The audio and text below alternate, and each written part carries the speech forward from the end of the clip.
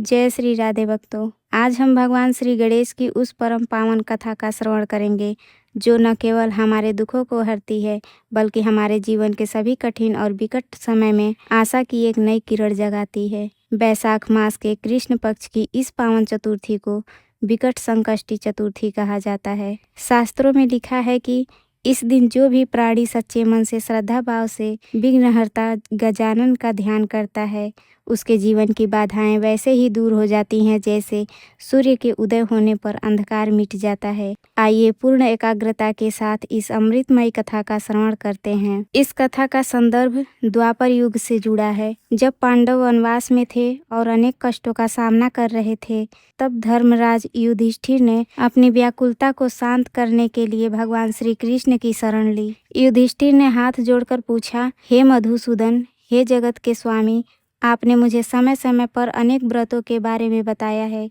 अब कृपया करके मुझे बैसाख मास की उस चतुर्थी के बारे में बताएं जो संकटों को जड़ से मिटा देने वाली है। इस दिन किस देवता की पूजा होती है और इस व्रत का विधान क्या है? भगवान श्री कृष्ण ने मंद मुस्कान के साथ कहा, हे धर्मराज, आपने लोक कल्याण के लिए बहुत उत्तम प्रश्न किया है। बैसाख मास की चतुर्थी विकट संकष्टी चतुर्थी कहलाती है। इस दिन प्रथम पूज्य भगवान श्री गणेश की आराधना की जाती है। इस व्रत की महिमा अपार है। इसे समझने के लिए मैं तुम्हें प्राचीन काल के रंती देव की वह कथा सुनाता हूँ जो धैर्य और भक्ति की पराकाष्ठा है। प्राचीन समय की बात है।